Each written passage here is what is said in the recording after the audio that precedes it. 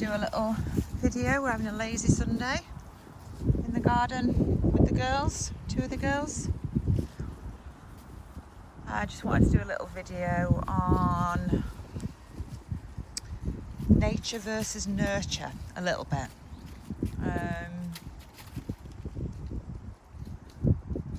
So we haven't done a Meet the Fugee video yet, so that's Fugee.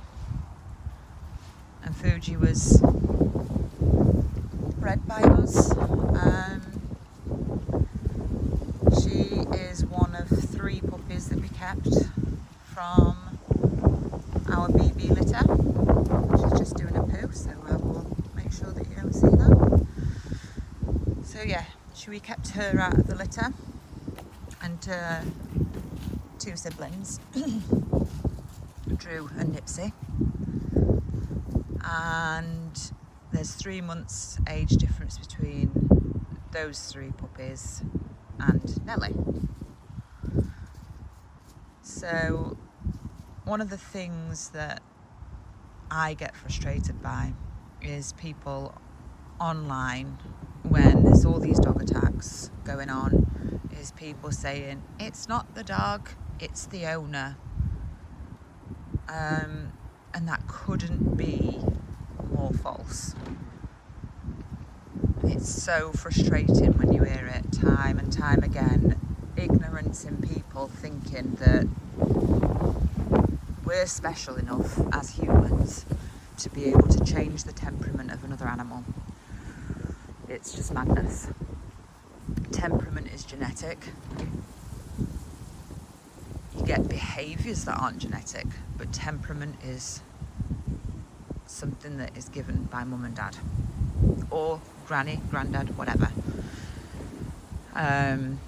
So as a prime example, we've got Nipsey, Drew, Fugee, born in the same litter, had the exact same environment, upbringing, everything, completely the same, no different, yet they couldn't have more different temperaments. Fugee is so shy outside of the house that she wouldn't even let somebody come and touch her. In fact, it's not just outside of the house, to be honest. It's Nelly! It's not just outside of the house, it's in the house as well, with people that she's unfamiliar with. She'll actually bark at people and just stand there barking at them. And she's had the exact same upbringing as Drew and Nipsey, who would sit on somebody's lap. She's not outgoing, she's just very reserved, except with us. She's not reserved with us and the other dogs, of course. She's absolutely nuts. But her temperament is to be a lot more reserved. Get her. Got her face off. Get her.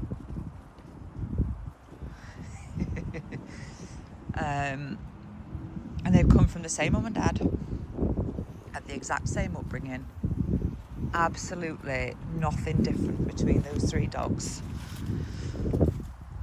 at all. So it's a prime example of this whole, oh, it's not the dog, it's the owner, when it's just not true. Dogs are genetically born with a temperament, with a personality, and there's nothing that you and I can do about that other than make sure that when you're buying dogs or you're getting dogs from rescue, that you have a little bit more information on them, and you know pretty much what their parents' temperaments are, or what their temperament is fully. You know, Fugee's parents, mum was Bey, who couldn't have been more crazy if you tried. There's nothing reserved or anything like that with Bey. She was outgoing. She would do everything that you asked her to do. She really was one of those dogs where you could take her anywhere and do anything with her. have her with anybody, children, old people. She didn't mind. She was just super easy, but super cocky.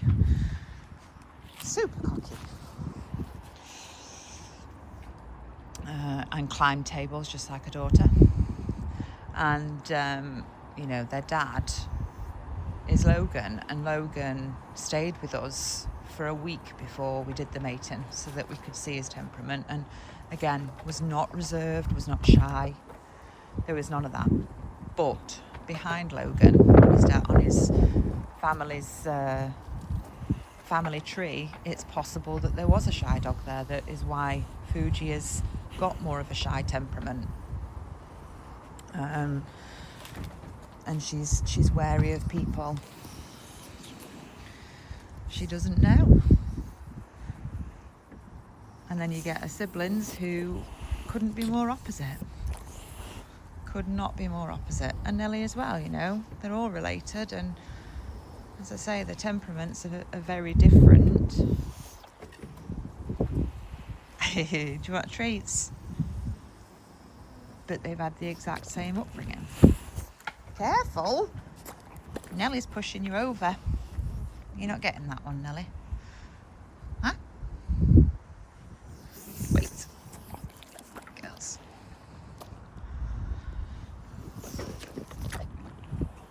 So don't be ignorant enough to believe that when you see these dog attacks, when you see these dogs with a type of personality, that, it's the owner's fault, because it's not. Many a bad dog has been born to have amazing owners who have done everything right, but when a dog's got a bad temperament, a dog's got a bad temperament. Fugee doesn't have a bad temperament. Fugee's just quiet and reserved, and she doesn't want strangers, people who she doesn't know, touching her. She'll run away. She'd rather run away than make a thing of it, but it's not correct, it's not right, it's not how a bull mastiff should be. Bull mastiff should not have that type of temperament, and so they should never be bred from. And that's what people need to understand, is that temperament comes from the parents. So if you've got a shy dog, you're going to get shy puppies. That's just how it goes. And shy puppies, nobody wants shy puppies. Puppies should be fun, and they grow up to be shy adults, which means you can't do a lot with them. Oh Lord, what are we digging? Okay.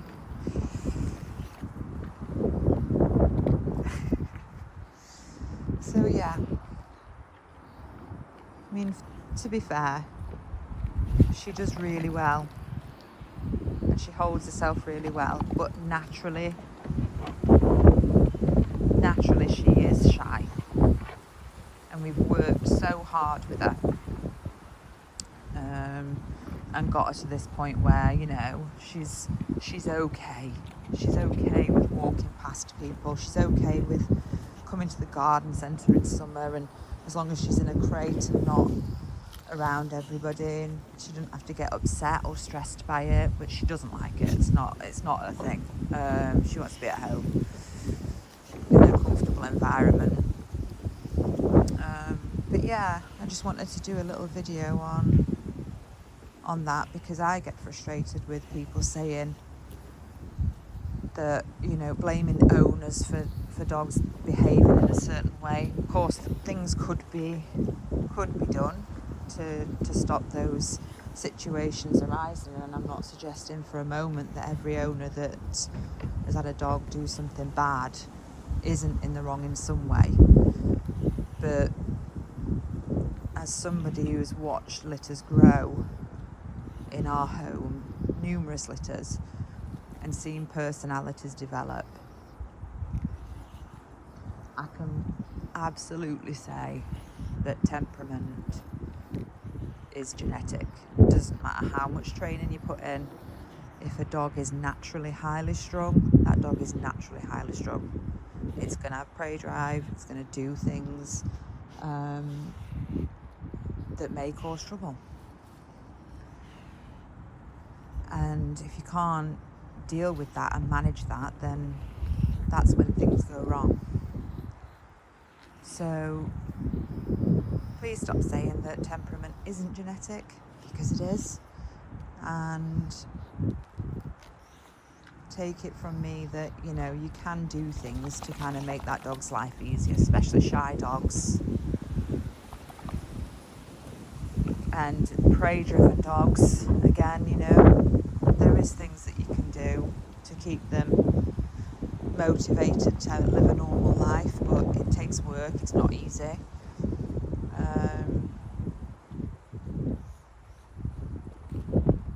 But it's our responsibility. And if you go and buy a puppy based just on how it looks, that's where you start seeing the problems, you know. I just had a lady ring me up wanting to rescue a dog, and she started listing all the dogs that she'd seen on our website. I like the look of that dog. I like the look of that dog. I like the look of that, you know. I don't care what you like the look of. That is not what this is about, you know. It's that kind of mentality that puts dogs in bad situations. And then when she started asking about all these different dogs, and I started telling her about their personalities. That's when she was, oh, I don't think that dog's for me. I know that. We know that, because you're looking at dogs and basing it on how they look and not what their personality is like. Sadly, that's how most people get their dogs. They see a cute puppy in a litter and they think, oh, that one's cute, that's the one for me, without really speaking to the breeder, or the breeder probably just doesn't even take any notice of the temperament of their puppies, and understanding what kind of home that dog needs. We sold a puppy years ago to a home who had never had a bull mastiff before. It was their first one, and they were adamant that they wanted a female, so they took a little girl. They were a lovely family, don't get me wrong, they were fab, but they had absolutely no idea, and after 2 weeks we ended up buying the puppy back and rehoming her with friends of ours, because it just wasn't, they just didn't know, they just didn't understand the breed, because they'd had Labradors, and I presume they assumed that it was going to be the same. And we kept telling them, you know, bull mastiffs are different, you have to train them differently, you know, you have to get in their minds, and explaining all of this. And they were like, yeah, we're on board, we've watched loads of videos, we've seen lots of, and 2 weeks they gave that puppy, and she was an 8-week-old puppy before they brought her back. Yeah, people like the look of these dogs, but they're not always thinking about the personality and the temperament of them.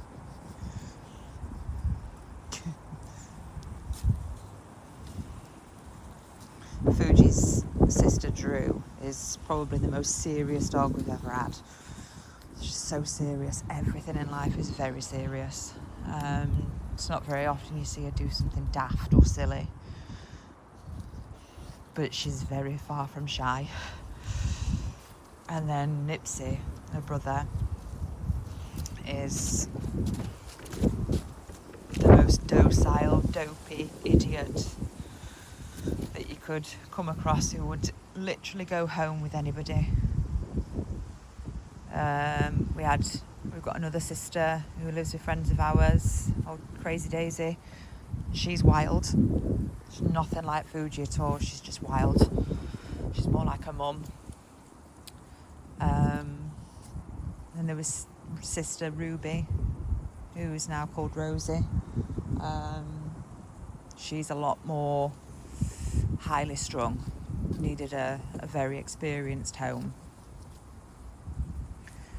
And out of the boys, there was Bruce, who was so laid back, still is laid back, the most laid back dog. Luther lives with friends, well, they all live with friends of ours, but Luther lives with a friend of ours, and again, not an easy dog to own. He needs experience, and thankfully he's got that. Yeah, I think the other boys were actually super chill. I think Luther was probably the most highly strung one. But none of them, not one of them apart from Fugee, have this nervous personality, this worried personality. She's the only one. But it means that somewhere behind her, in her pedigree, it's there. And we don't carry it on. It needs to be stopped, cut off. And that's the way it should be. So yeah, a little bit of information on nature versus nurture. Are we going in? Because it's absolutely windy out here, guys. Are you coming? Nope, you're going to guard the fence because there's people in the cemetery. Anyway, I'm off inside. Get the rest of the dogs out. Oh dear Lord. Right guys, see you soon. Bye.